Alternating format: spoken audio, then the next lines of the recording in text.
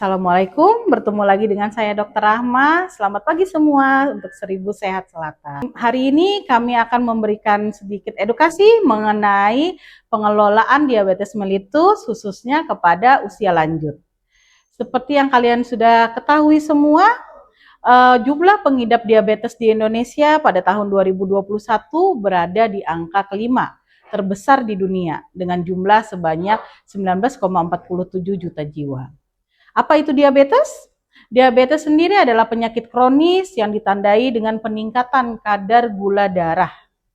Glukosa yang menumpuk di dalam darah akan mengakibatkan sel tubuh tidak bisa mengelolanya dengan baik, sehingga diabetes yang paling umum terjadi adalah diabetes tipe 2 yang disebabkan oleh sel-sel tubuh yang menjadi kurang sensitif terhadap insulin.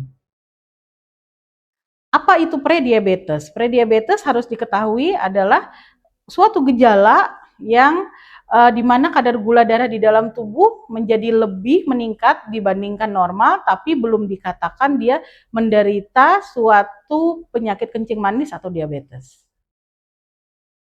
Klasifikasi diabetes sendiri itu ada beberapa, jadi diabetes sendiri ini tidak hanya satu jenisnya, ada diabetes tipe 1, diabetes tipe 2, diabetes gestasional, dan diabetes tipe lainnya. Penyebab diabetes sendiri adalah berkurangnya kadar atau kemampuan dari insulin kita dalam menormalkan kadar gula darah.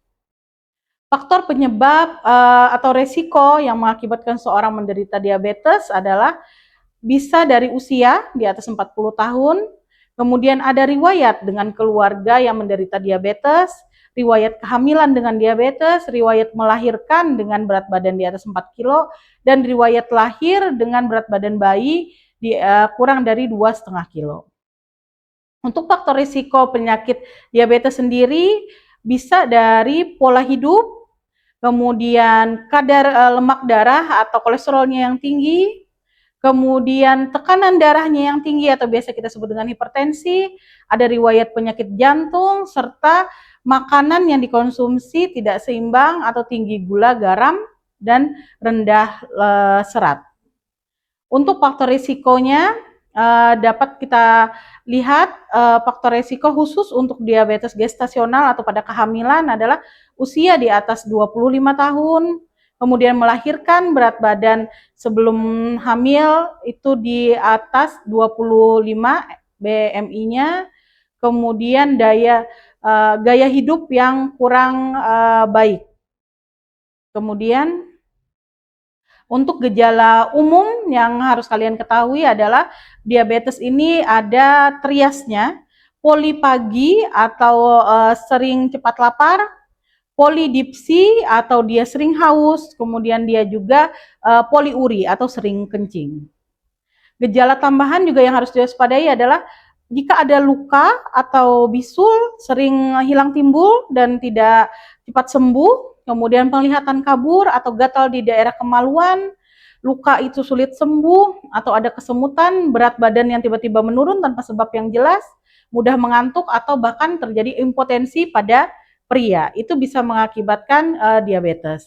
Komplikasinya sendiri adalah bisa menyerang organ otak, kemudian bisa menyerang ke organ ginjal atau nefropati diabetik, pada organ mata, penglihatan kabur atau retinopati diabetik, kemudian juga pada kaki yang biasa disebut dengan ulkus diabetik atau penyakit kaki diabetes. Kemudian untuk mencegah komplikasi itu adalah dengan cerdik tadi, cek kesehatan rutin, enyahkan asap rokok, kemudian rajin aktivitas fisik, kemudian asupan makanan yang sehat dan gizi seimbang, serta mengelola stres, dan khusus pada diabetes, kadar gula darah dijaga tetap stabil sesuai dengan umur dan faktor risiko lainnya.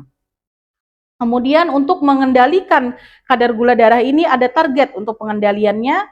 Jika lansia kita atau lanjut usia kita menderita suatu penyakit diabetes dengan status fungsional dan kognitifnya yang masih bagus, maka target kita adalah HbA1c-nya di bawah 7 sampai 7,5%. Apabila penderita DM pada lansia ini menderita suatu gangguan fungsional yang lebih sedang menuju ke berat, maka target kita akan kita naikkan yaitu di bawah HbA1c di bawah 8%. Namun apabila penyandang diabetes mellitus ini dengan usia lansia tadi dengan gangguan kognitif dan juga gangguan fungsional yang lebih berat, maka kita lebih fokuskan adalah pengendalian kontrol untuk kualitas hidup lansia ini agar lebih baik dan pencegahan dari hipoglikemianya itu sendiri.